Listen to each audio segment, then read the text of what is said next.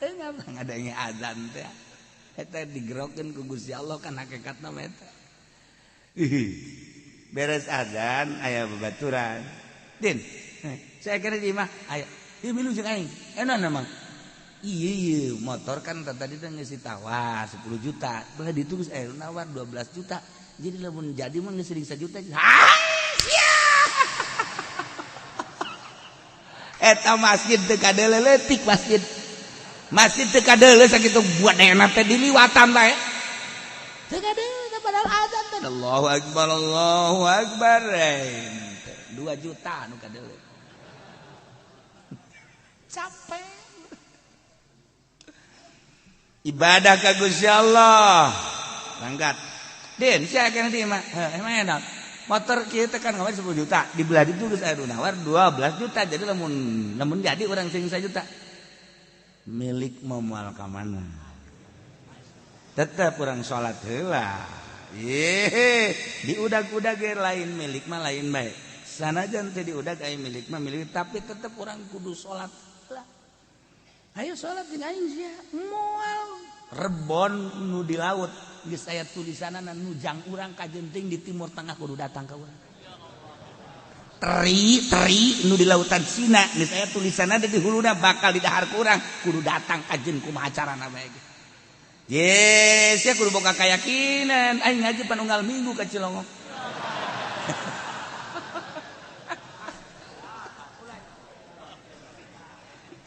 babaturanna teh kieu din sia deuk salat bae geus aing mah deuk teh heula bae ieu mah lamun teh mah jadi 12 juta atuh sia mah atung jatuh milu geus mah los tas blang aing mah sapira duit 1 juta tapi aing ieu ninggalkeun berjamaah sabaraha ganjaranna leg-leg ku sia 2 juta loh ngomong doang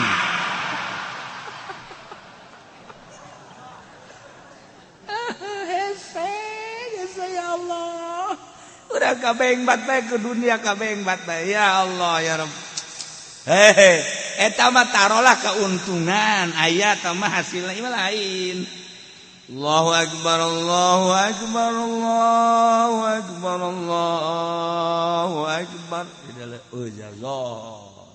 siap-siap jangan dekat masjid jol bae baturna Waalaikumsalam kawana ente mah yang kapanggih be jeung sia celebe di kopi. Aju aing teu mau rokok kebeneran atuh pangmeulikeun heula dibelikeun aing plak we. Eta pan uplek tah ngarokok. Ngopi ngarokok deureus rokona tinyana mah pun ti urang keneh. Aju terus bae salat geus ka mana bae. Tah eta kan rugi jasa. Coba lamun hebat mah kieu ente mah kopi ieu ieu ka kieu gampang orang ngopi ngapa ngarokok tapi orang salat teh lah berjamaah ya tuh salat mah panjang keneh waktu teu bisa aing mah ieu lamun teu berjamaah ngageter hirup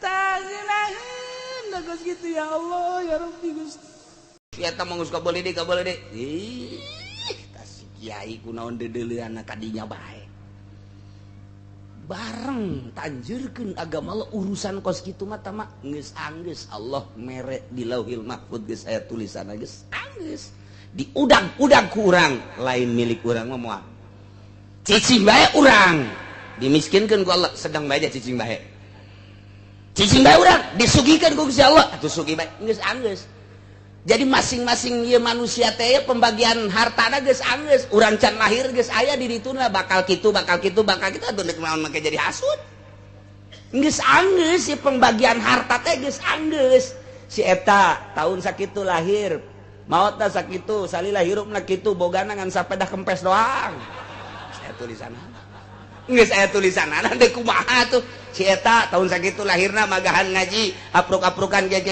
bogana ngan datang ke sekupi doang saya tulisanana geus anggeus bakal boga sawahna sakitu jadi teh pembagian harta teh baheula di alam arwah geus rapi atuh kuari kunaon bake hasud geus rapi geus jadi moal anu kurang moal anu leuwih atuh kumaha deui geus dibagi ku Gusti Allah tegan jelema mukmin anu bakal dibere surga ku Gusti Allah teh aya 8 rupa. Nomor kahijina at-taibuna mu'minun anu tararobat tina kasalahan-kasalahan mumpung urang masih keneh dibere kesempatan ku Gusti Allah. Ulah sok adigung-adiguna urang pake tobat ka Gusti Allah. Nu paling hebat jam 3 peuting paling hebat setengah 3 hudang mandi wudu salat Allahu Akbar 2 rakaat langsung diuk merenung kesalahan-kesalahan geus pokona mah bisa dirasakeun lamun urang jam 3 merenung kesalahan-kesalahan sapoe 2 poe 3 poe 4 dicoba tobat ka Gusti Allah dengan renungan-renungan peuting leuleus kana hate urang teh leuleus teu aya we panas-panas teu aya tenang ibu. Nomor keduanya al-abidun anu aribadah kabeh. Masya Allah.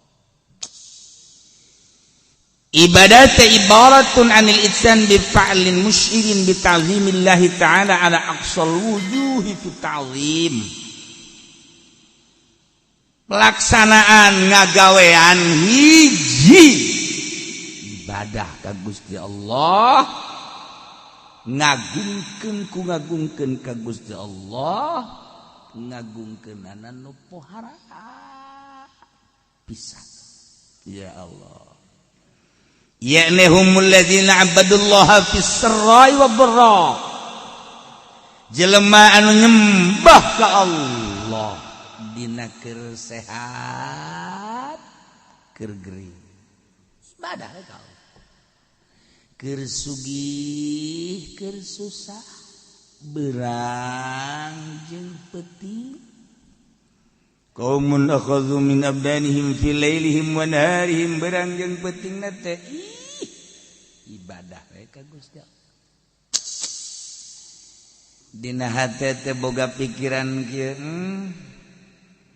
aing teh eueuh tadina ku ari aya nu ngaayakeunna Allah maha kawasa Allah pangeran aing geus aya aing dihirupan ku Gusti Allah ya Allah ya Rabb alhamdulillah abdi teh dihirupan ku Gusti dulur abdi tetangga abdi nu sebaya jeung abdi geus baralik abdi masih keneh dihirupan tur dibere sehat batur maya nu bengek darah tinggi dan lain-lain sebagainya tapi abdi mah dibere sehat Gusti iya abdi teh sehat abdi hirup abdi segala rupa pake ngabakti ka Gusti naon ku Gusti dititah salat lah insyaallah leutik perasaan salat puasa ya sapira puasa kecil sama puasa tahajud ya sapira tahajud tuh kan sedekah Gusti abdi mah jadi kanikmatan sedekah ngeunaheun perasaan sedekah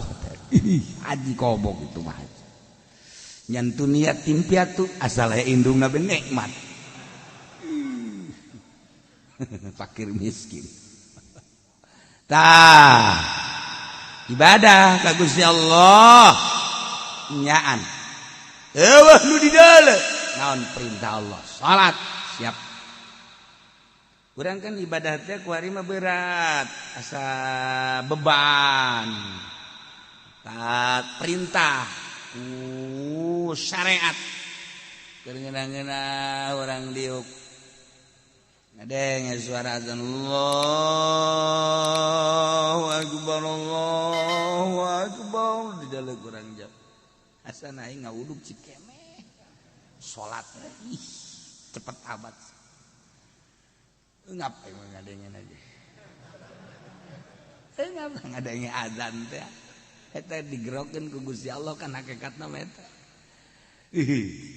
beres azan aya babaturan din saya kira di mah aya ieu milu jeung aing enak mah iya motor kan tadi teh geus ditawar 10 juta belah ditulis nawar 12 juta jadi lamun jadi mah geus 1 juta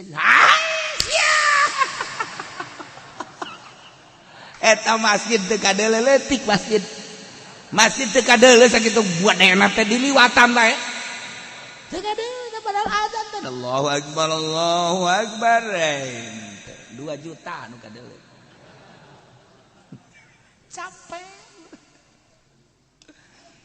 ibadah ka Gusti Allah langgat din sia kana di mah emang enak motor kieu teh kan ngawer 10 juta dibelah itu geus aya nawar 12 juta jadi lamun jadi urang sing 1 juta milik moal ka mana tetep urang salat heula diudag-udag ge lain milik mah lain bae sanajan teh diudag aya milik mah milik tapi tetep urang kudu salat heula ayo salat jeung aing sia moal rebon nu di laut geus aya tulisanana nujang urang ka jenting di timur tengah kudu datang ka urang teri nu di lautan Cina geus aya tulisanana di huluna bakal di dahar ku urang kudu datang ka jeung kumaha carana bae ye sia kudu boga kayakinan aing ngaji panunggal minggu ka Cilongok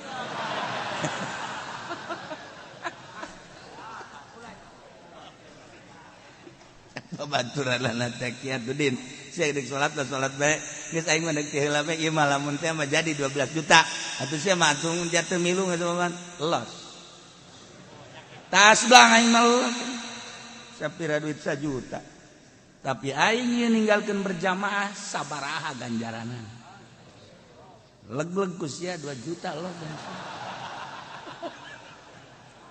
ngomong doang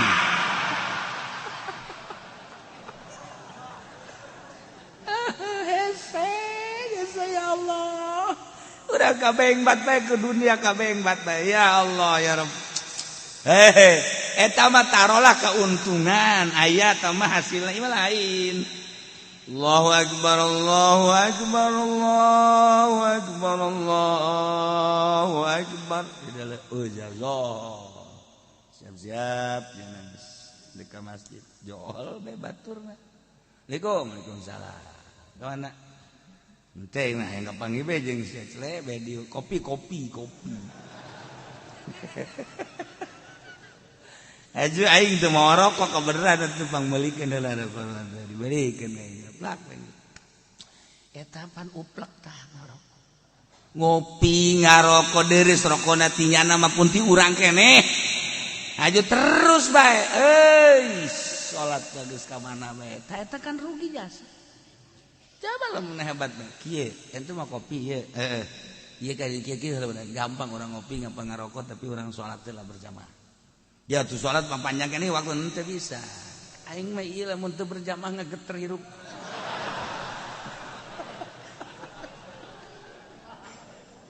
taginaheun geus kitu ya Allah ya Rabbi Gusti al-abiduna nomor kedua nu ibadah ka Gusti Allah berangjeng penting sarra wa dharra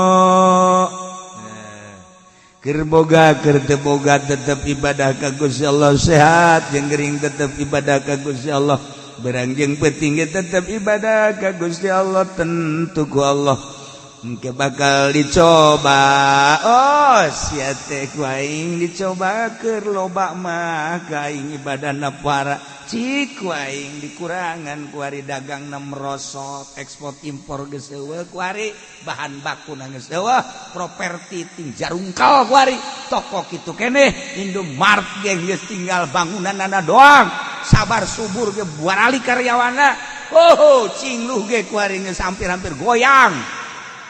Ayo sia di kaluar-luarkeun karyawan mulai karyawan teh aing geus ngaji tetep aing geus ibadah Waduh mantep. Kamari aing loba duit ibadah. Coba ku Gusti Allah. Tak jadi bere. Kokocoran duit. Nah, tetep Allahu Akbar. Malah jadi imam gua ini. Sekali jadi imam, atau aing kegiatan. Aing kegiatan aing pabrik henteu, dagang henteu, aing gas aing mah. Beh, ganjaran aing gede jadi imam. Si akur tapi itu akur mah moal aing. Si akur hayu bacaan aing Gusti adengekeun mun bener atuh aing silakan jadi imam mun teu bener aing makmum ka sia. Bersih teh budaknya. Kan aya jelema yang jadi imam bae. Mun sliding ku batur jadi imam. Ieu mimbar geus dikontrak wae. Satungtung aing aya awas ya teu meunang sangalengkah ka di awas ya. Ambo. Aduh, aki-aki goblok tuh. Al-abidun. Gering urang setik tetep bae paksakeun. Allah. Biasa bae. Saha nu nyaho gering eta anu terus maot, aju urang salat bae kan mantep. Ya Allah. 2 Alhamidun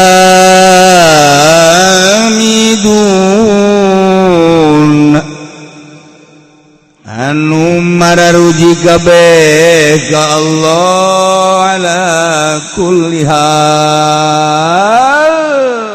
setiap situasi jeung kondisi kumaha bae selalu muji ka Gusti Allah. Jelema anu muji ka Gusti Allah dek teu muji kumaha atuh. Dek teu muji kumaha sabenerna mah ka Gusti Allah. Urang teh eueuh ka aya nang Allah ya Allah ya Rabb alhamdulillah diayakeun. Geus aya di hirupan Gusti alhamdulillah. Abdi teh diurus ku Gusti.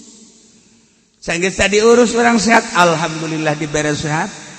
Geus sehat tepan karasa kuari dahareun nu amis karasa amis, nu asin karasa asin, pahit karasa pahit, peuheur karasa peuheur. Eta kan ngaranna sehat nu kos kitu teh. Gusti alhamdulillah. Alhamdulillah. Peuting karasa peuting, beurang karasa beurang. Pan kadang-kadang jelema teh sehat bah beurang teu karasa beurang, peuting teu karasa peuting. Teu sehat ngaranna. Ieu mah sehat alhamdulillah. Muji ka Allah. Ya Allah ya Rabb. Ketika orang diberi gering sales mah masih muji alhamdulillah. Lah sapira sales mah batur mah lumpuh. Urang diberi laleles tapi bisa kere lempang. Alhamdulillah Gusti karek diberi laleles batur mah geus teu bisa lempang. Diberi orang geus teu bisa lempang. Alhamdulillah Gusti batur mah teu bisa diuk, abdi mah diuk bisa keneh. Bisa orang itu mah diuk, bukan bisa diuk, tapi tidak bisa lempang. Alhamdulillah, batur bisa diuk acat. Bari mah bisa ngedang doang, tapi robah mah bisa batur bae bisa robah-robah acan abdi mah ya alhamdulillah ngedang mah bisa, robah bisa. Ngomong mah ngeunah. Kadak dibere pararanas beungeut bae ge. Batuk saeutik, maju bae. Teruskeun salat. Neng bilang, aing mah geus baal salat, bongan ku Allah dibere gering. Gusti Allah tolol teh budak. Ku aing nyoba ka sia. Muji terus ka Gusti Allah. Alhamdulillah. Li'anna Allah akhbara an ahli al-jannah bi annahum yahmiduna Allah ta'ala. Sebab Allah ngabejaan ka urang kabehan tentang ahli surga bahwa ahli surga teh maruji selalu ka Gusti Allah. Dina Al-Qur'an dijelaskan wa akhiru da'wahum anil hamdulillahi rabbil alamin. Selalu maca alhamdulillahi rabbil alamin. Wa akhiru da'wahum tung undanganana ucapanana ahli surga alhamdulillahi rabbil alamin. Takkan jeung Nabi kana Nabi idza atahul amru yasruhu qala alhamdulillahilladzi bi ni'matihi tatimmus shalihat. Idza atahul amru bi kurhi qala alhamdulillahi ala kulli hal. Lamun kangjeng kadatangan perkara nu ngabungahkeun macana alhamdulillah bi ni'matihi tatimmus shalihat.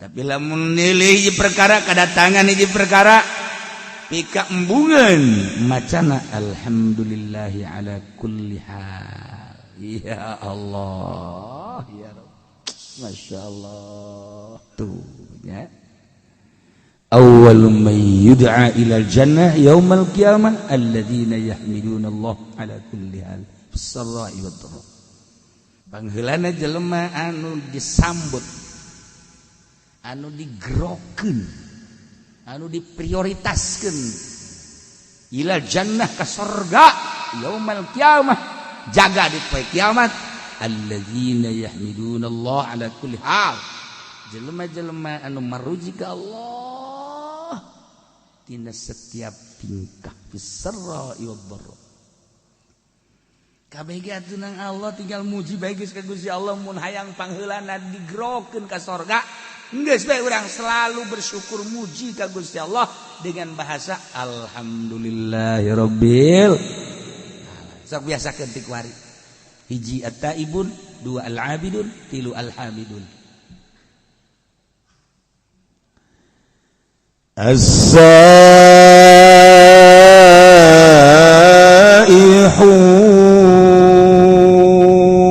nomor kaopatna as-saihun teh ditafsiran ku Imam Jalal teh as-saimun nu pararwasa kabeh ya Allah padahal asal nama saihun teh anu nyuksruk berangkat ninggalkeun lembur dalam rangka ibadah bahasa kerenna mah berkelana tapi berkelanana lain yangan ani ieu mah berkelana si seuri heran aing mah ieu mah berkelana ibadah ya karim ya Allah as-saihun jelema-jelema anu ninggalkeun lembur ibadah ka Gusti Allah keberanian si Imam Jalal nafsiran as-saihun ku as-saimun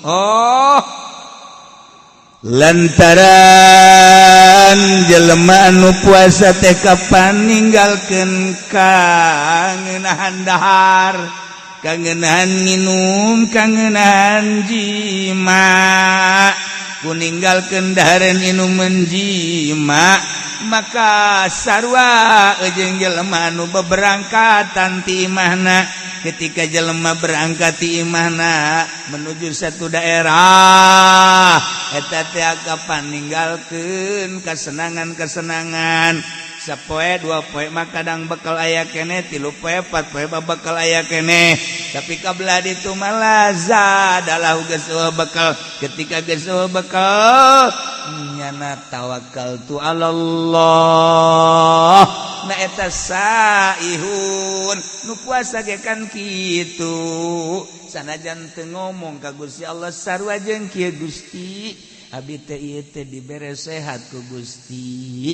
tapi abdi ayeuna erek ninggalkeun heula dahar ninggalkeun heula nginum ninggalkeun heula pamajikan jibah moal lantaran abdi teh ieu teh rek berangkat ka Gusti ieu mah hayang nang ridho Gusti padahal mah dahar halal minum halal jimah halal tapi abdi hayang ngadeukeutkeun diri melalui pepegatan ala kadar datang ka magrib ai geus magrib mah abdi ge eta mah qada daharna ge eta mah nu biasa sapiring jadi 3 piring ai siana naonan goblok cek Allah ai ini pepegatan ulah rosa teh gatu magribna hampura bae Gusti mah tah eta kan pepegatan ngaranna saihun jadi atuh majaz lah cek ahli bayan mah teh saihun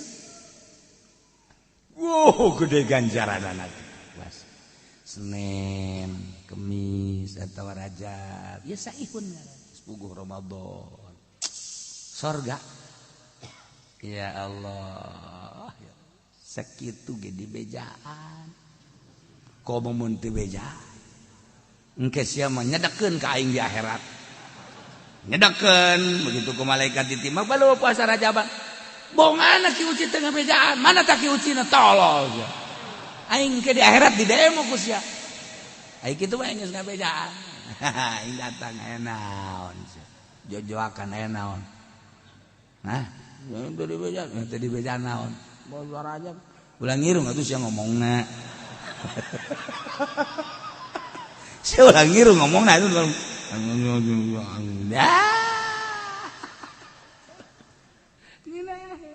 aing malahan deket ka sia as-saihun ya Allah ya Rabb ya nomor kahiji as-saimun tapi wakil cek sakalma iya dina hadis cek dina hadis ya hatu ummati as-saum tadi atawa talabatul ilmi jelema nu neangan ilmu agama eta adalah saihun ninggalkeun lemburna ti Belaraja ti Cisoka ti SPT SPT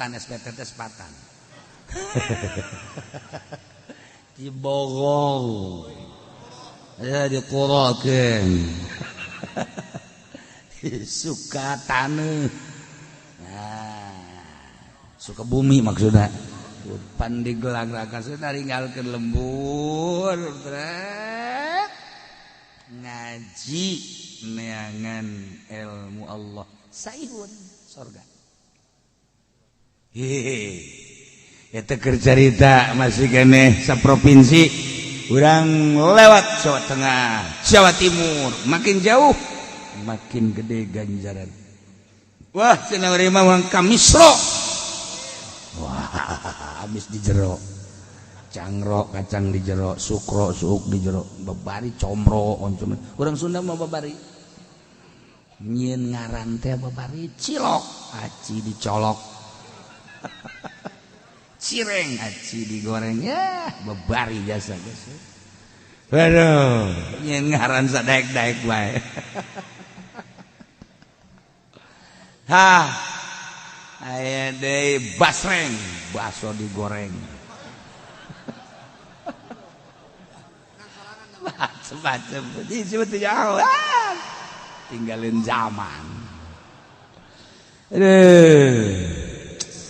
tah saihun teh talabatul ilmi santri-santrian sebab yantaqiluna min baladin ila baladin fi talabihi katilu saihun te al-guzat al-mujahiduna fi sabilillah jelema nu perang ngaluhurkeun agama Allah masya Allah saihun Kangjeng Nabi idzam tana minal ukli wal syurbi wal wiqai wasadda ala nafsi abwaba syahawatin fatahat alaihi abwabul hikmah wa tajallat lahu anwaru alimil alamil jalal saihun teh jelema-jelema anu pararuasa ninggalkeun dahar nginum jima hayang menang ridho Allah berarti jadi pepegatan jeung kalazatan dunia di mana-mana jelema nahan dahar nahan nginum nahar jima jeung nahan jima jeung pemajikanana nutup lawang syahwat cakang jeung Nabi eta teh bakal infatahat salai abwabul hikmah bakal kabuka lawang-lawang hikmah wa tajallat lahu anwaru alamil jalal bakal ebre cahaya alam jalal mentak cakang jeung Nabi leuleutikanna kieu bae heula man akhlasa lillah arba'ina sabahan zaharat yanabi'ul hikmah min qalbihi ala lisan. Saha jelema anu ngamurnikeun ngaikhlaskeun ngabersihkeun tina dahar nginum jeung jima puasa 40 poe bae bakal zaharat yanabi'ul hikmah lahirlah sumran-sumran hikmah timbul tina qalbuna bakal kana lisan engke lisanna bakal dibimbing ku Gusti Allah sebab qalbuna bersih 40 poe ulah dahar ulah nginum ulah jima jeung pamajikan 40 poe 40 peuting paeh bisa lain hajulah sakaligus peutingna saeutik bae berang tapa ngaran tapa ya Allah ya Rabbi abdi teh terik belajar tapa we dina bulan Rajab teh di pepegatan heula jeung sangu jeung nginum jeung jima peutingna ala kadar be urang teh lobakeun tafakur ka Gusti Allah tadarruk ka Gusti 40 poe coba ge ieu cak Kangjeng Nabi man akhlasa lillah arba'ina sabahan 40 poe bersihan zaharat yanabi'ul hikmah bakal lahir sumran-sumran berhikmah geus omongan urang teh anu tatadina ku pamajikan tilok didenge ku ari mah didenge tatadina pan pamajikan ka batur mah kadang kana kasale ki mati lo asal-asal ki ngomong mah ngajebian jeh so ngomong jeh kitu benak pan urangnya ha coba ge 40 poe urang tapa beuh pamajikan ge ujianna nampe di urang coba Kak ngomong sih Kak abdi asana rindu masyaallah eta bersihan 40 poe saihun ngaran masyaallah jadi engkeuna lamun geus berhikmah min qalbihi ala lisani atuh payasiru minas saihina fi alami jalalillah al muntakirina min maqamin ila maqamin wa min darjatin ila darjatin jadi engkeuna kasupkeun nanya ngalalakona fi alamir ruhaniyah mindahkeun alam jasad ka alam ruhani atau kudu ditapaan iyalah ngaranna saihun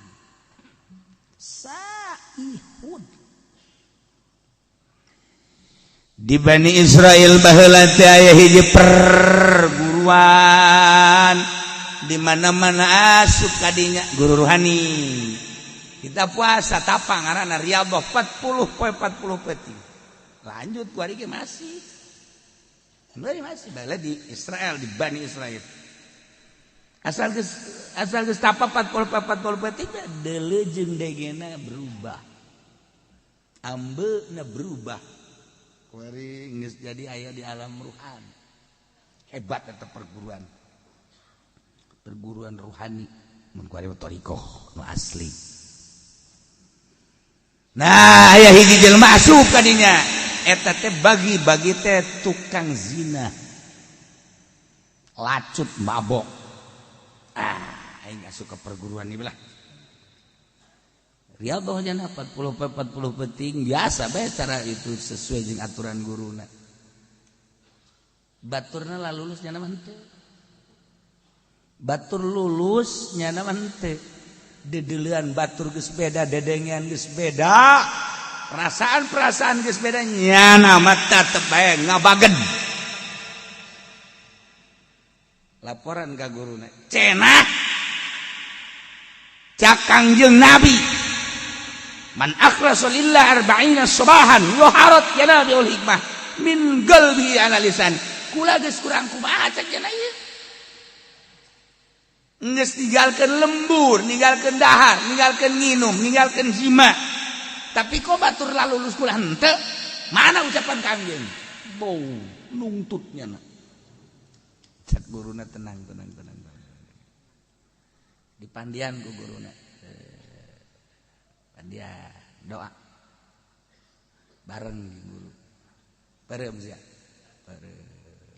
doakeun ku guruna di mana ieu sih kasalahanana minta ka Gusti Allah ya Rabb ieu budak teh hayang bener tapi ieu geus diri Allah 40 teu penting masih keneh di mana kasalahanana dibere ilham ternyata korengnya anak jadah anak zina bahkan indungna masih zina keneh jadi gangguanna ti indung gangguanna ti indung langsung didatangan ku guruna nyai wah order ya jadi siapa tuh nyokan pakai sorban meren anggap order baik kecuali si eta los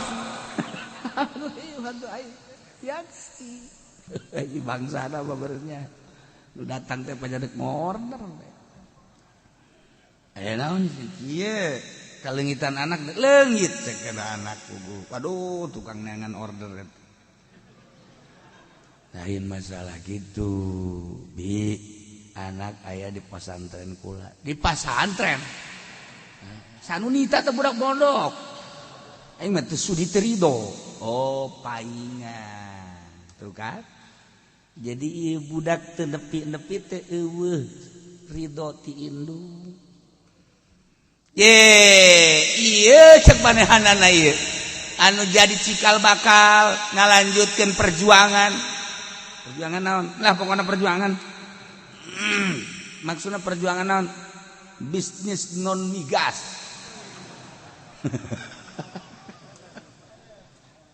ya anak kula horeun pesantren paingan kulit teangan nu bae taya mah ridokeun bae nya binya ridokeun anak geus pesantren di imah di ditu bahkan geus 40 bener leungit geus 40 poe ieu ngajakan apa hayang sorangan manehanana hayang mengabdikeun diri ka Gusti Allah lantaran kaya miskin beungar nu kukumaha ge bakal paeh becek man lah mani ngabdikeun diri bae ayeuna riadoh masyaallah teh budak ku suci-suci teuing pikiranana padahal dibere dahar tina hasil non migas tapi ya budak naon gitu jadi bagus saya tuh diridokeun atuh geus ieu sabodo jana deuk ibadah mah ka Gusti Allah balik deui geus diridokeun ngadoa deui memeh ngadoa cik anakna mama abdi kuari geus berubah pemikiran abdi dedeulana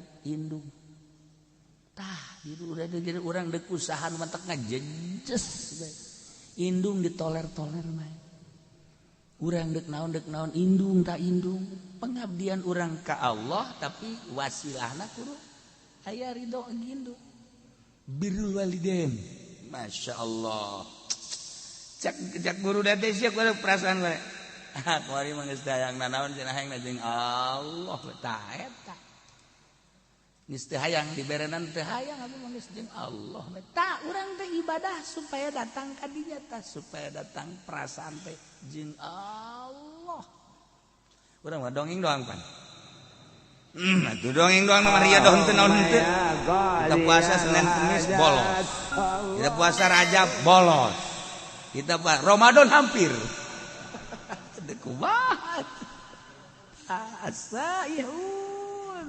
masyaallah indah ieu ka makom ruhani urang puasa beta puasa nyetikan tapi dahar mah dahar tetep minum tapi saeutik beda ge perasaan lain deui dedeulan lain deui aju embung ka mana-mana embung ka mana-mana sayhud tuh kan ya kari lailah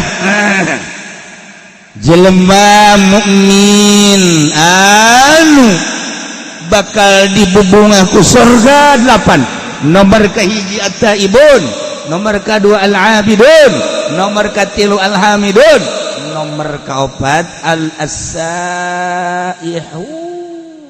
jelema nu pararuasa ninggalkeun kalazatan dunia menuju ridho Allah atawa talabatul ilmi ninggalkeun lembur demi untuk meraih ridho Allah melalui ilmu Allah. Teu asup salian teh ilmu Allah mah. Ilmu teh kan kabagi dua, aya ilmu dunia, aya ilmu akhirat. Nu dimaksud di ilmu akhirat. Ilmu dunia mah kacau bae. Ilmu dunia nama ilmu dunia nu lain ilmu akhirat, ilmu dunia kacau. Ieu mah ilmu akhirat. Atawa guzat al-mujahiduna fisabilillah. Mantap Kangjeng Nabi Isa disebut Masih, Saihun Masih Isa al-Masih. Al-Masih ibnu Maryam Isa. Masih teh nya nama teu boga tempat. Kangjeng Nabi Isa mah teu boga tempat tinggal. Mata leumpang we terus sama dakwah. Terus Masih ibnu Maryam. Teu boga tempat. Mantap kurang kuari ribuh amat teu boga tempat bagi kudu membingung. Kangjeng Nabi Isa mah teu boga. Teu bogaeun sajengkal-jengkal aja. Ya Allah. Nu laloba ge ditaringgalkeun ku urang geus itu urang kumaha Allah bae. Cenah dibere alhamdulillah, teu dibere alhamdulillah. Tah supaya datang ka dinya tah. Hes.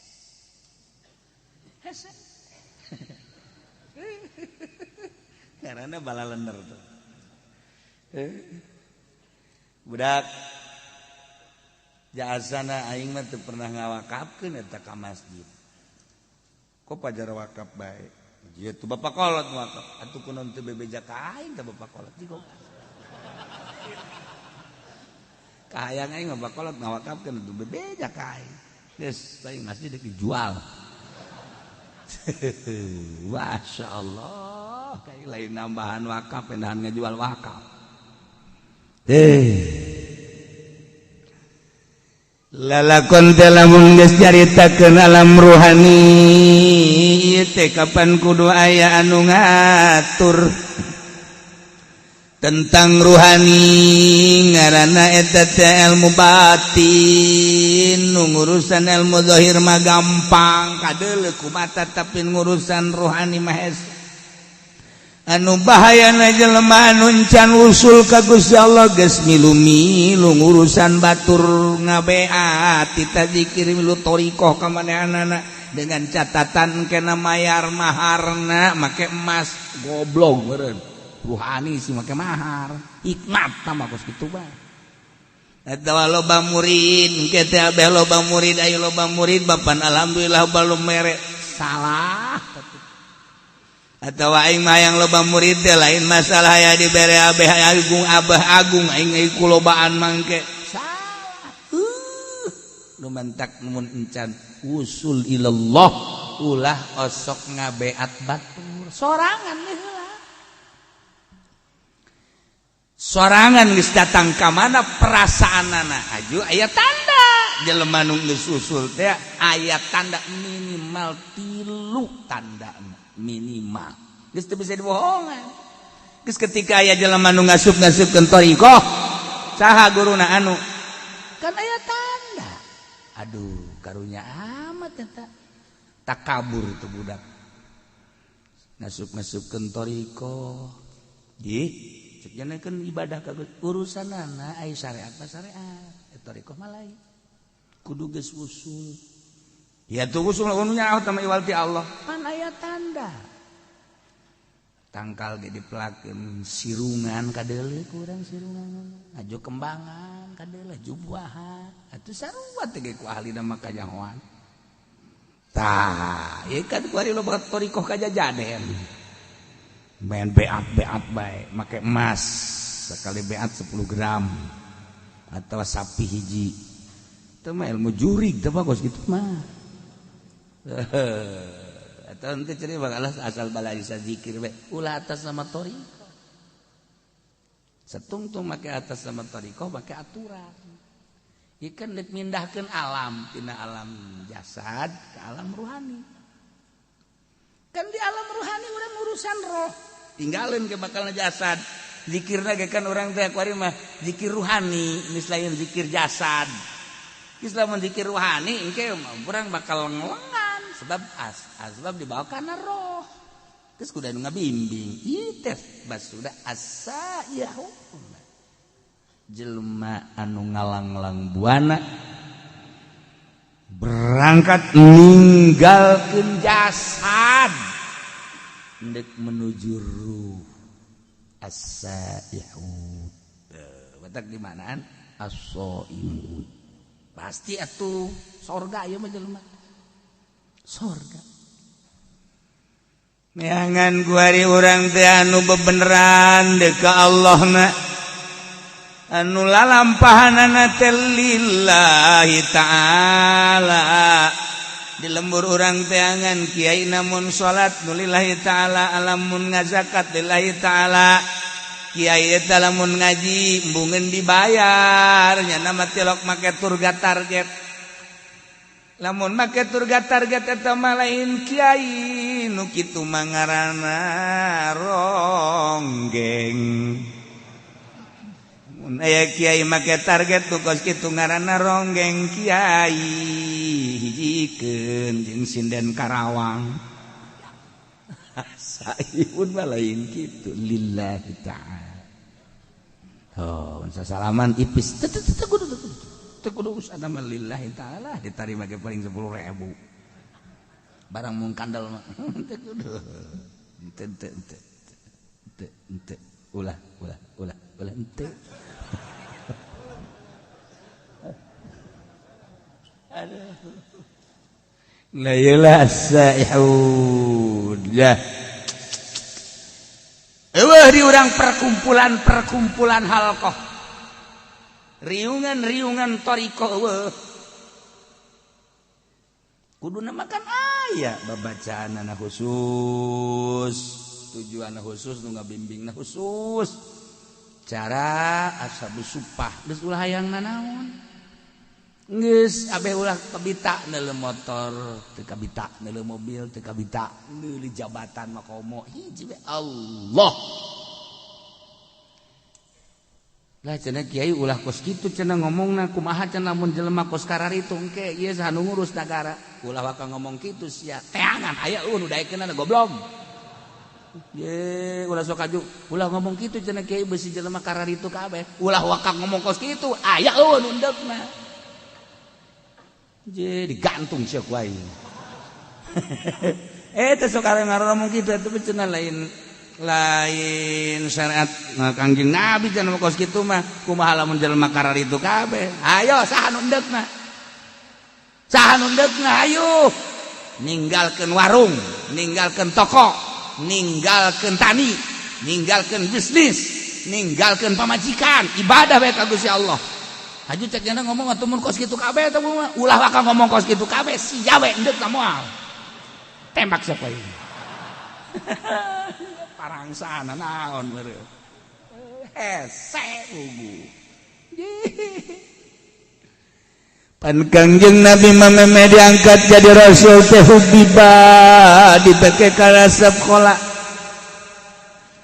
Nyepi heula Kangjeng Nabi teh dibere embung babarengan jeung makhluk jeung jelema teh dibere embung ngadenge suara-suara jelema teh dibere tebet tangah hiji jeung jelema teh hubiba ilayal khalaq resep nyepi datang ka Kangjeng Nabi teh naek ka Guha Hira sorangan memeh diangkat jadi rasul teh mawa bekal Kangjeng Nabi teh Zam-zam ala kadar roti ala kadar korma ala kadar pertama Kangjeng Nabi teh di ditu teh kan saminggu ke naik deui ka ditu teh jadi 12 poe naik deui 15 poe dibere resep nyorangan di Guha Hira teh eta gunung teh can pernah katincak ku jelema Kangjeng nu ngamimitianana masyaallah ibadah bae ka Gusti Allah teu hayang ngadenge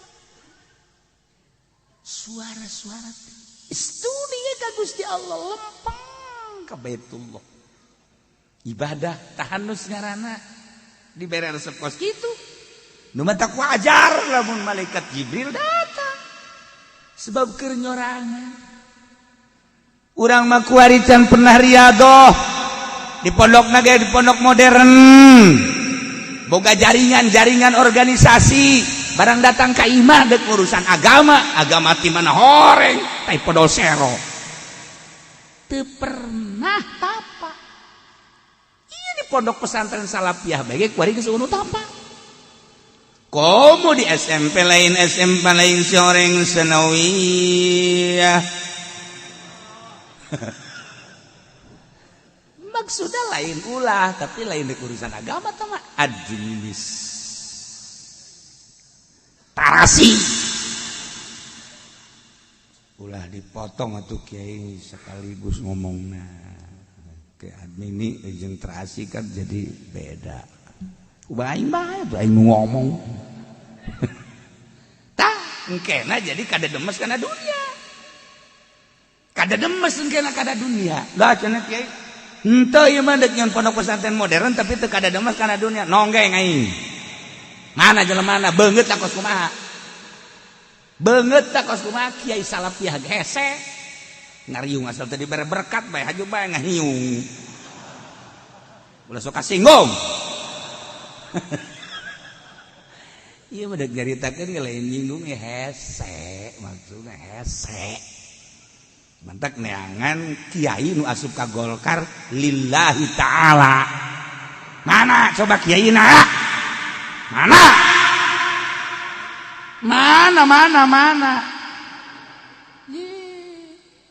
Sia. Asal teu ikhlas atuh mal beres. Maksudnya ulah lain, ulah berarti hese. Itu kelihatan hese. Atuh mangga bae eta mah. Henteu cenah nu di NU mah ikhlas. Mana bangetna? Banget mah ikhlas mah kumaha emang? Lain ge. Henteu cenah nu di HTI mah. Ieu mah dina di huruf dah. Maksudna kumaha?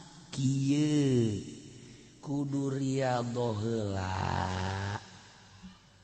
Geus beres hasil riyadhah ket teu hayang kana dunia. Nafsuna geus bisa dielehkeun. Hasil riyadhah hiji wari di deuleu agama mangga deuk dicing di NU macang caya. Deuk boga organisasi mangga.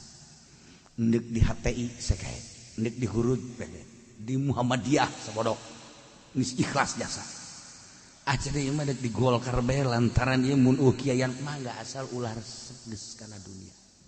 Demi agungna bangsa jeung nagara aing dicicing di Golkar. Aing deuk nyieun yayasan, teu hayang aing mah kana dunia. Ieu mah bener-bener ngadidik atuh mangga. Tuh kan. Hasil riyadhah heula. Ke karasana mahnit jelema lamun geus tersep kana dunia urang hayang deukeut tapi lamun resep bae kana dunia urang embung okos ka Habib baheula mah urang resep jasa ka Habib teh lantaran teu resep dunia ya sing iki mah mengkonon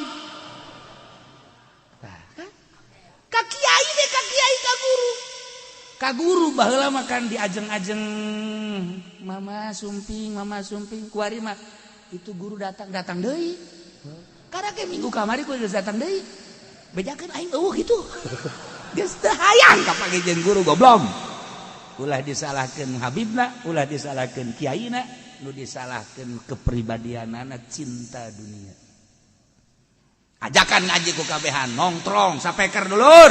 Ayo orang ngararaje teu hareangeun masyarakat kunaon? Lain deuk ngaji di benak hatina hayang dibere. Di benak hatina hayang meuli ban setipan pun. Oh, siang hooh. Bersihan riyadhah ngaranna. Sok geura di gunung urang cicing, udag ku jelema. Di leuweung urang cicing, di udag. Ulah aya hayang dibere. ulah hayang dunia hiji Allah as-saihun. Puasa tidak harta gini mah gampang, tapi puasa ulah hayang dunia. Mantap, lamun hayang luhur sahabat datang ka Kangjeng ya Rasulullah. Kenal. Abdi mah ieu teh hayang luhur mungguh Gusti ibadah. Abdi hayang dihormat ku jelema, ulah menta. Oh. Ulah menta dihormat ku jelema. Satungtung sia menta moal dihormat jeung bakal dijauhan ku jelema. Kok bekos kitu sia Rasulullah? Sebab dunia dipakai karesep ku kabehan, siana resep atuh besi kacokot kan ku sia. Usahakeun sia ulah menta, bahkan batul mere ge ku sia ulah ditarima, coba ge mun teh diudag ku jelema. Coba abdi rek meraktekeun, dipraktekeun ku sahabat teh. Masyaallah, datang ka ngarumpul di sisi imah. Ya ini kamarana ieu kula ieu mawa ieu korma ieu mawa roti ieu mawa ieu yang kadahar. Henteu aing mah teu hayang, geus teu hayang adi tuh henteu imah hayang kadahar bae. Wow, antri jelema. Mun kuari antri ka Haji Pendi ditarima ngawarung. Aing teu kudu balanja ceknya lah ieu. Sakit tolol di mah. Rokok di berean dijual, roti di berean dijual, kabeh dijual. Nah ceknya ieu mah teu kudu modal. Emang dek tolol mah gampang. Asaihuna hese asaihuna teh ye kudu berangkat madak di manaan ku asaimun teh eta teh lain sembarangan. Nomor kedua talabatul ilmi santri eta kan santri teh ninggalkeun lembur jauh ka dulur ka indung ka bapak sanggeus cicing di pondok ngaji bae aju indung jeung bapana kadang-kadang pohoan nu kuduna mah sabulan dikiriman deui bani mah poho sabulan setengah can dikiriman deui eta budak mah do terbengkalai teh di pondok teh ya masyaallah nyana ge ngalamun bae aing siboga bapatan teh ieu aduh ya Allah ya Rabbi aja budak lah balik bae mah jatuh dikiriman balik waalaikum saji jasia balik ieu aja nanaonan sia balik tuh lain disambut nanaonan Bang kuduna makan mikir heuh aing telat ieu ieu mah lain nanaonan sia balik ye tepan-tepan henteu lamun nyeri hate anakna kulantaran anakna geus nujuleuna Allah gas aing mah geus kajen teu dibiayaan ge ku Gusti Allah ja kiaina ge mere dahar ieu ka aing tungtuna mah neumleukeun we Pak ta ieu talabatul ilmi pegatkan tina segala mah teu gede ganjaranana masyaallah puguh guzat mah ieu mah teh dibanan as-shaimun as-saihun lalakon ibadah ninggalkeun alam jasmani menuju alam ruhani ieu carita tafsir as-shaimuna di jero deui atuh eta teh tadi ngalep ngaranna sakumaha dongeng tadi raki'una sajidun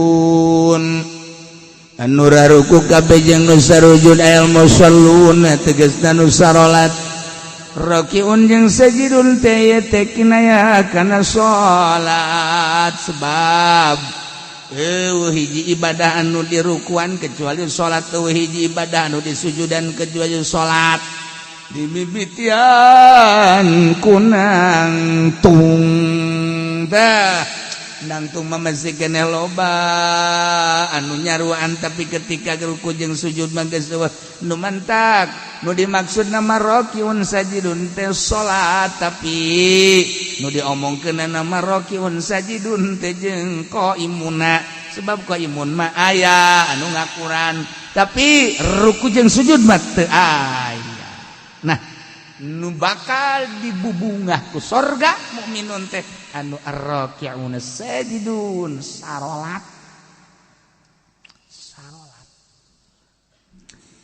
salat teh maksudna manem bongkeun katawaduan ka Gusti Allah lantaran awalul maratibit tawadu lillahi ta'ala al-qiyam awalul maratibit tawadu lillahi ta'ala waruku wasatuha wasujudu goyatuha nangtung awal darajat DPDP ka Gusti Allah ruku pertengahanana sujud puncakna Masya Allah.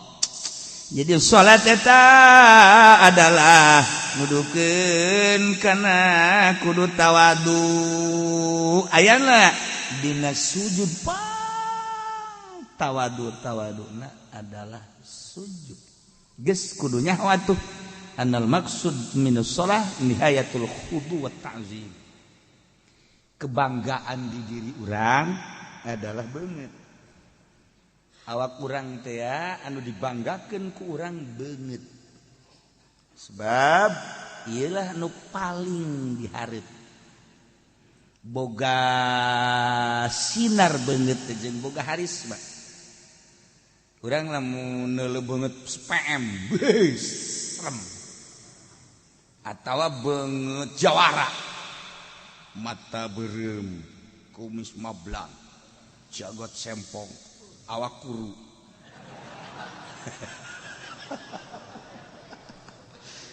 ceking teh eta kan urang sieun namun kuru jasa lamun lintuh jasa eta sieun tapi lu biasa mah awak kan teh sieun ieu mah kuru jasa tapi kumis gede sieun urang ieu jelema normal teh sieun morfinis sieun iya ya jadi kebanggaan beungeut eta jadi kebanggaan. Jelema pang takabur teh jelema nu teu daek sujud sebab ieu lah teu daek diantelkeun kana taneuh. Saat si kasep, saat si ganteng, saat si geulis, saat si hebat tetapi manehanana daek wudu kemudian salat Allahu akbar diperhatikeun kan ku Gusti Allah nangtung awal maratibit tawadu rukunya na Masya Allah begitu sujud beungeut nu sakitu dimumule jeung mulyana tapi dia diantelkeun kana taneuh. Nu mentak pang hebat-hebat nama orang lamun salat di kamar nu hebatna langsung antelkeunana kana taneuh. Di masjid mah eueuh pan kuari mah taneuh. Eueuh kuari mah marmer. Sakitu di marmeran ge teh kusu. Heueuh urang make samping pang bagusna pamer. Pamer teh urang kita mah tamer. Urang tamer nyana pamer. Urang mah tamer nyana mah pamer, pamere maksudna.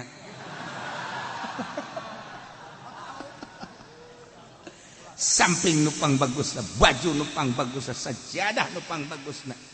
Ya, di jero masjid nupang bagusna, kopiah nupang bagusna geus kabeh pang bagusna. Salat apa ngajamin husu? Kolbuna can dibersihan mah. Lain terletak pada pakaian, pada kolbu. Nah, pakaian mandek bagus deh kumaha engke kolbuna geus bersih mah ngeunaheun. Ieu kolbuna. Supaya nyebut Allahu Akbar teh hiji Allahu Akbar. Allah Maha Agung. Tah supaya datang urang ka Allah Maha Agung. Salat urang teh ya bener-bener tawadu. Jadi berarti beneran salatna. Aya sahabatna Rasulullah, salat hayang bener sih kumaha? Ti mimiti wuduna nu bener cak Kangjeng. Wuduna heula nu bener. Lamun wuduna bener salat teh bakal bener. Tu wuduna ge teu bener. Sakumaha papatong hisang. Ieu wudu teh salat teh wal bener. Wuduna heula nu rapi hadirkeun beres salat. Ngiraheun bakal ieu kahuswanana engke ku Allah dibere aqrabu ma yakunul abdu ayakuna sajidan. Pang deket-deket da kaayaan hamba keur sujud ka Allah. Ketika orang keur sujud deketnya sarta ka Gusti sebab urang daek nempelkeun beungeut kana taneuh. Mun deuk menta urang keur sujud ka Allah. Keur sujud Kangjeng Nabi kakuping doana la usyi sanaan alaika anta kama asnaita ala nafsi keur sujud Kangjeng Nabi. A'udzu keur sujud Kangjeng Nabi a'udzu biridaka min sukhdika wa bi mu'afatika ridha mu'afatika la usyi sanaan alaika anta kama asnaita ala nafsi. Kangjeng Nabi keur sujud kan maca eta Ya Allah. Ya Rabb. Urang ge mantak naon sih? Urang keur sujud majikan kan ngadengekeun. Wah, kaji kunaon ceri?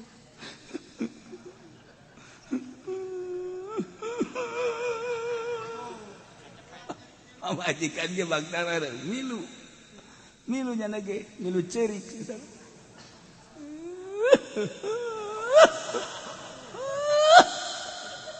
Ajeuna urang hayang seuri bae. Sia naon mil cerik? Di kakak itu cerik bari sujud hayang naon? Goblok.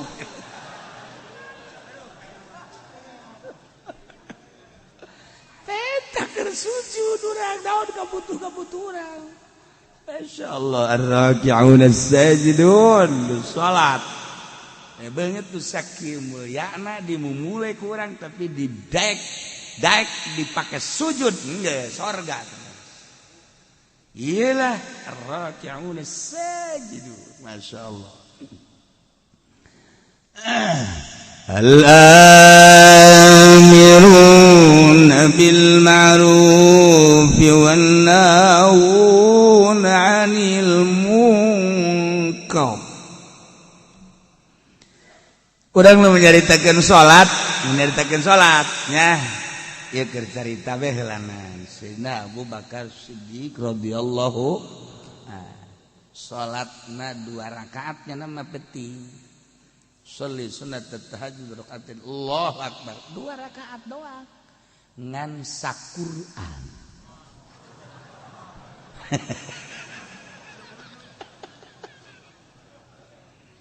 Bismillahirrahmanirrahim. Alif lam dzalikal kitab la raiba fihi hudal lil muttaqin alladziina yu'minuna bil ghaibi ruku engke wal yatalattaf wala yushriku ahada. Allahu akbar. Rakaat kedua wal yatalattaf datang ke qul a'udzu birabbin nas. Sayyidina Abu Bakar Siddiq radhiyallahu. Sayyidina Umar salatna sarua 2 rakaat saquran. Sayyidina Utsman mas sarakaat saquran. Jadi 2 rakaat teh 2 Quran. Ulah loba omong anu saja nya. Ieu mah urang asa urang nyaho bae mah heulanannya. Ulah loba omong eungap kadengena. Lu bentak Sayyidina Utsman mah gelarna ge Zinnurain. Zinnurain teh ngabogaan 2 cahaya sebab nikahna ka putri Kangjeng 2 diborong Sayyidina Utsman. Ye, koya pupus nikah ka Ummu Kulsum. Tak Ummu Kulsum pupus nikah ka Siti Ruqayyah. Eta Sayyidina Utsman mentak Zinnurain perintah ku Gusti Allah, ti Gusti Allah kawinkeun deui ka putra Anjeun Muhammad. Sebab naon? Salat tahajudna sarakaat saquran. Jadi 2 rakaat 2 Quran. Percis kos urang gitu.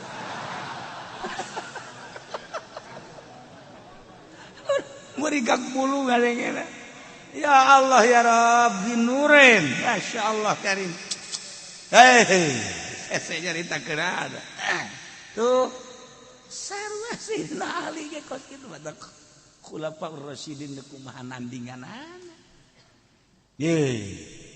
Ese ngomongkeun anak urang. Insyaallah karim. Kabelah dina dihitung ku urang, dihitung pembacaan. Lamun hayang tamat teh hayang tamat coba. Urang dikejar, lamun urang sajud seperempat menit. Seperempat jam. Berarti kan sajam sabaraha? Insya. Dan sakolana teu naik bareng budaknya. Kunaon kadinya jawabanana inditkeun pod.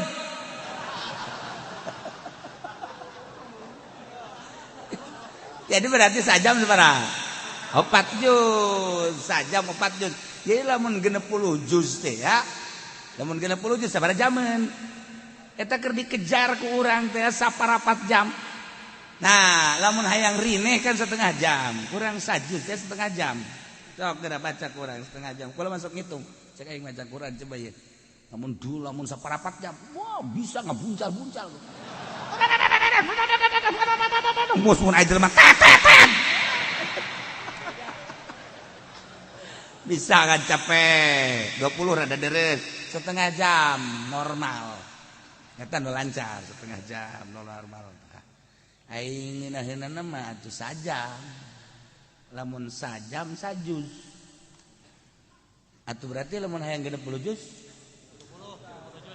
30 juz tambahan lah lamun maksudna dua kali tamatan tah sarakaat diudag kurang jadi berarti 60 juz 30 juz eta kan hese tah ngudagna moal ka udag geus kurang moal bisa nuturkeun Sina Utsman Sina Abu Bakar Siddiq moal bisa oh nyana mah lain alam ieu ngalengkah ke alam ruhani ongkos azan Ki Bilal lamun didengekeun ku urang 60 km kadeng Ki Bilal suarana Allahu akbar Allahu akbar 60 kilo kadenge kaselan berarti coba Haji Pendi tidak azan ayo coba di luar eta ngadenge bae kotok anjing bikeun ka sia kotok batur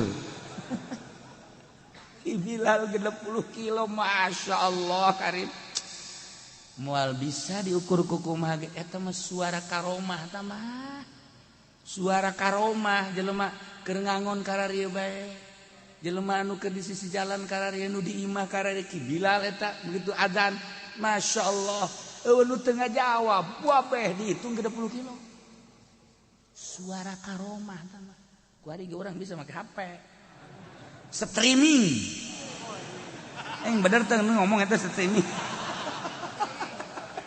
tama baju awewe streaming aduh Gusti Allah ieu keur carita karomah mal ka udah urang teh mah geus alamna as-saihun ar-raki'un as-sajidun aduh Masya Allah pokoknya orang nyaritakeun sahabat-sahabat tentang maca Quran urang geus tinggal tabena bae mangga hese urang hayang istiqomah bae hese maca Quran al-amiruna bil ma'ruf wan nahuna 'anil munkar anu bakal dibere pangbubungan surga teh mukminun anu selalu merentahkeun kahadean ma'ruf nomor hiji adalah iman merentahkeun iman wan nahuna 'anil munkar anu ngalarang tina munkar hulu munkar adalah kafir berarti merentah iman ngalarang kafir eta kapan pang gede nah pagawean lamun urang nita iman ngalarang kafir ka jelema nu kafir timbul bakal naribut nanti jawab peperangan al-amiruna bil ma'ruf wan nahuna 'anil munkar perang kajen hukum lagi hiji-hiji atuh hiji-hiji heula al-amiruna bil ma'ruf merentahkanlah kahadean dimimitian ku marentah iman belah dituna marentah ulama maksiat marentah kana keadaan ibadah wa nahuna 'anil munkar ieu berat mah nyegah tina munkar entek lamun teu disederhanakeun ribut diunggal negara kajian kumaha sebab ieu perintah amr ma'ruf nahi munkar kuari dibalik kuari mah amr munkar nahi ma'ruf dari boh merentah munkar ngalarang ma'ruf kuari dilobah ya Allah ya Rabb geus urang aya mah sabisa urang bae amiruna bil ma'ruf sabisa urang naon nu urang bisa diparentahkeun jeung naon nu urang bisa dilarang cara urang bae melalui pengajian melalui rajaban maulidan jeung sajabana urang terapkeun al-amiruna bil ma'ruf wan nahuna 'anil munkar. Sabisa-bisa urang sebab teu bisa kuari melalui birokrasi di negara geus lepas negara tina amar ma'ruf nahi munkar. Lepas nyana mah geus teu urusan amar ma'ruf nahi munkar geus lepas. Masyaallah karim lepas. Urusan ananya nama APBD, APBN, proyek. Urusan agama. Sebentak ditegoran ku Gusti Allah, banjir, angin, gempa. Tegor ku Gusti Allah, ulah kamalina anteuing sia teh hari ruk teh marukan kumaha. Kos pangeran bae sia. Aingin langit, aingin bumi, aingin sia, aingin Quran, Gusti ditoler-toler. Aing na aya, sia na nyeun aing, podaran sia ku ieu. Dialingan ku Allah. Banjir. Elingan deh ku Allah, ayo gempa. Elingan deh angin. Orang zikir teh keur waktu aya gempa bae. Subhanallah. Eureun bae gempa seserian deui. Banjir. Subhanallah. Masyaallah. La ilaha illallah. Eureun bae banjir. Eureun deui. Sak Allah teh banjir deui kitu ku aing ieu. Tita hayu ibadah ka Gusti Allah. Jadi pamarentahna we de nu nitah. Kembalilah kepada Allah. DPR teh endahan pasini be, jeung pasini. Hayu nitahan coba tuh. Ditahan babalik ka Gusti Allah lobakeun istighfar. Jadi urang ngeunaheun gitu tang ngadengena. We nu ngahayu kejadian alam. Asal banjir kejadian alam. Gempa kejadian alam, angin kejadian alam, kabeh kejadian alam. Kanu bogana kaditu. Masya Allah. Ya al-amiruna bil ma'ruf wan nahuna 'anil munkar. Wal hafizuna li hududillah.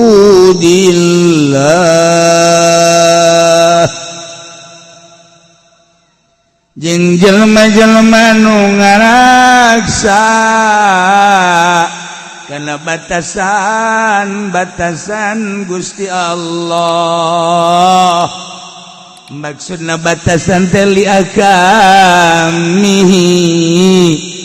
Tegasna manu ngajagaan kana hukum-hukum Allah bil amali biha ku ngamalkeun kana hukum-hukum Allah. Mun hayang nyaho gede na hukum sapotong ayat ieu. Wal hafizuna li hududillah. Sapotong ayat eta teh sakitu tah nyaho bakal gede dah hukum Allah. Emang kumaha? Nu ngajagaan kana hukum Allah. Hukum Allah teh disebut taklif. Ari taklif teh pamerdih teh perintah kabagi dua, aya ibadah disebut ubudiyah, aya muamalah. Ibadah ya ieu teh urusanana patalina jeung salat, jeung beatuh engke dina fikih babus salat. Jeung nu patali kana salat wuduna, jeung patali kana syaratna, jeung patali jeung pembatalanana. Ieulah hafizuna li hududillah. Hite salat. Engke salat lagi aya fardu, aya nu sunnah, aya nu makruh, aya nu haram. Oh, ieu hafizuna li hududillah. Puasa. Babagian ibadah, puasa. Ieu kan puasa tah.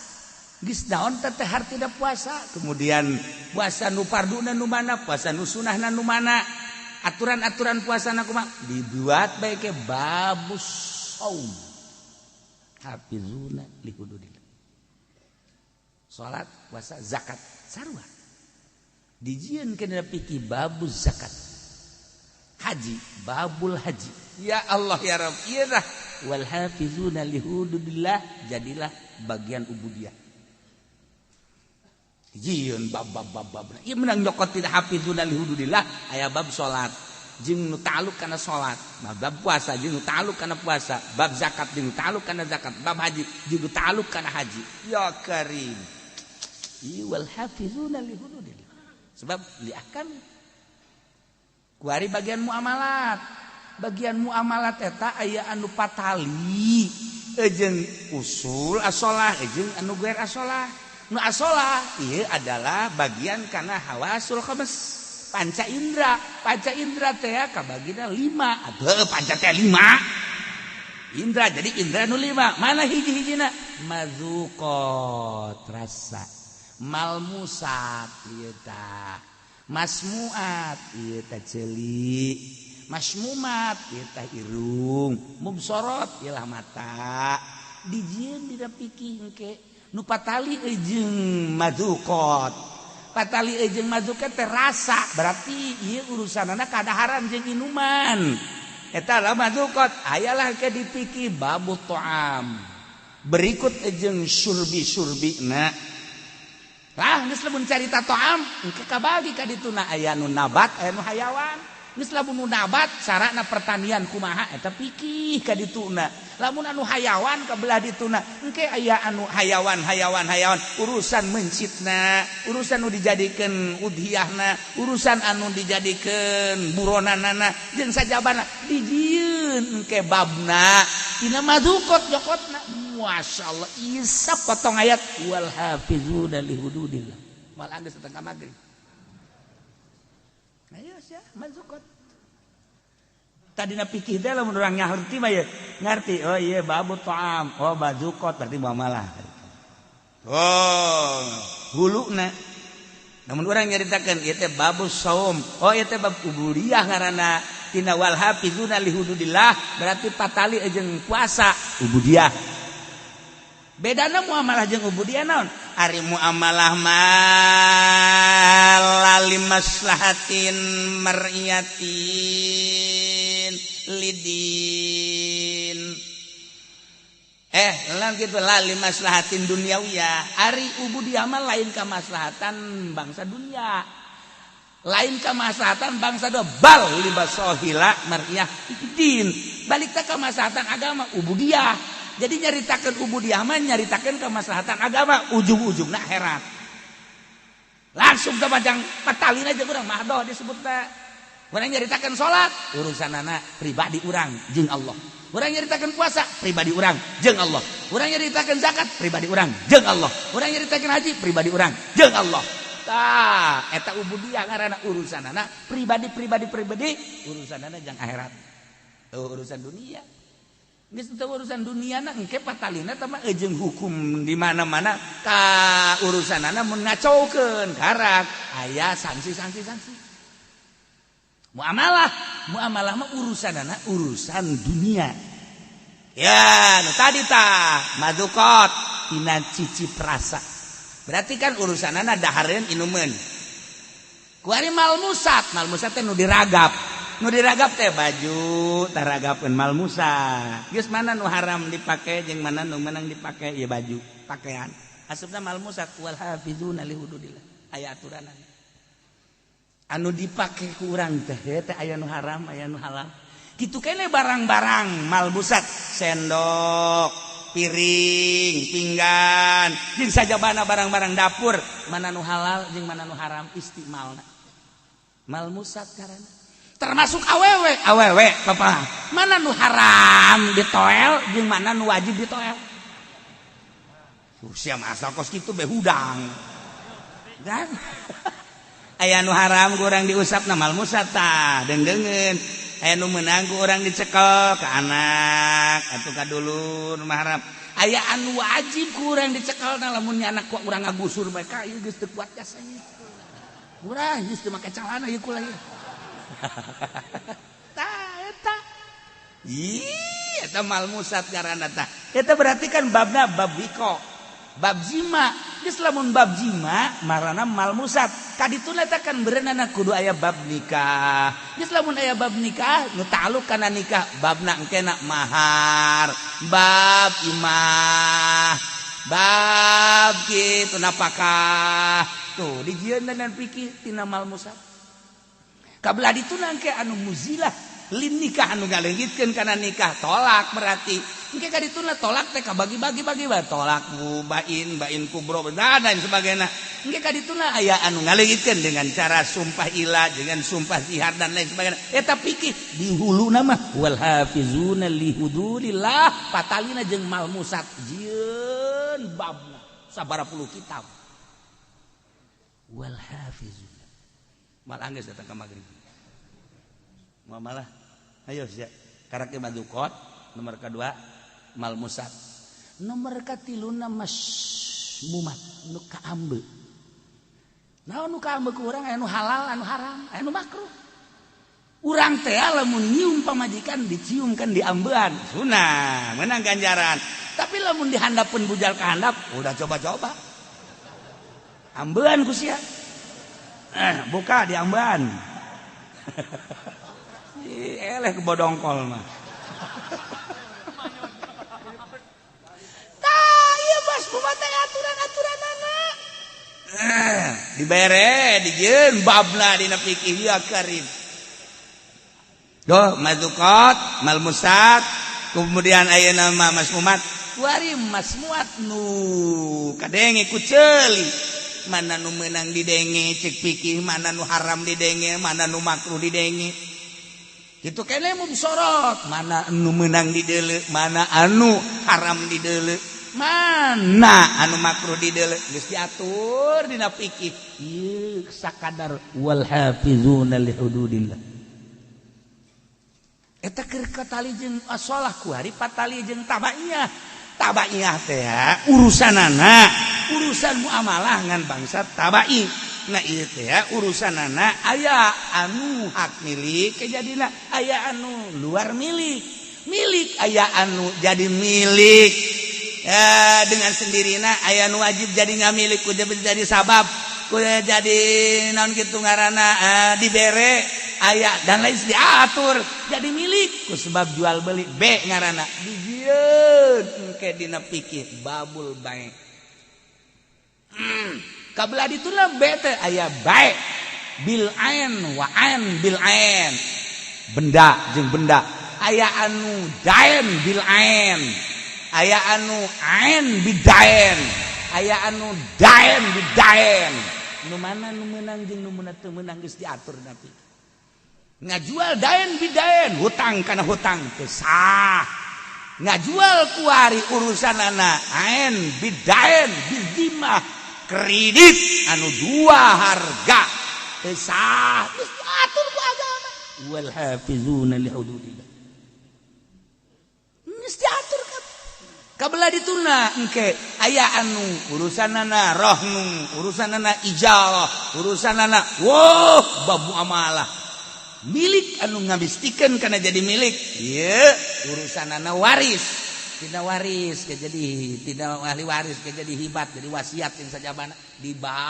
dieu bab ieu tina wal hafizuna li hududillah masyaallah karim nah kabelah dieuna aya hak gonimah fae dan lain sebagainya ta eta teh kakarage kasupkeun kana jalbil manafi sedangkeun kabelah dituna daril mafasid dua hukum teh lamun teh jalbil masoleh daril mafasid urang carita keur jalbil masoleh sakitu panjangna sabaraha puluh kitab sabaraha ratus jilid bab-bab bae tadi tangges pohara tah lamun ku urang diatur rinci sedemikian rupa bakal nyaho urang panyokotanana ieu dia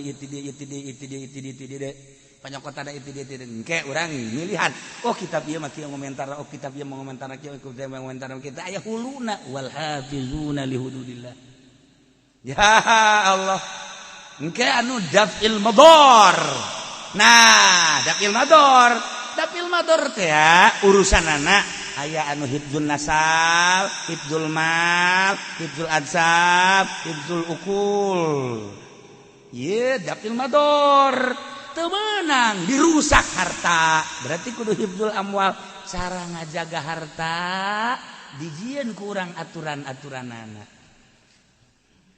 kemudian ansab turunan hifdzul ansab nasab berarti kan kudu dijaga kurang ketika orang tengah jaga turunan kena sanksi tuh kan andai kata orang ngarusak harta cara ngarusak harta aya nu iklan anu kopiah keur iklan jelas-jelasan berarti kan maling lamun anu sasamaran berarti kan nyopet kan aya aturanana iya Karim geus lamun ayeuna jelas-jelasan kumaha hukumna dina fikih nah sarikoh ngaranna lamun ayeuna sasamaran eta ngaranna copet kosi eta copet ngaranna ada atuh aya aturan eta tidak hifdzul amwal ajalah hifdzul abdan badan urang teh kapan kudu dijaga diriksa ketika dirusak berarti kan kena sangsina aya anu ngarusak awak sagalbang awak kulli nafsin berarti kan sawak sabeuleug gejer berarti kan di ditu teh aya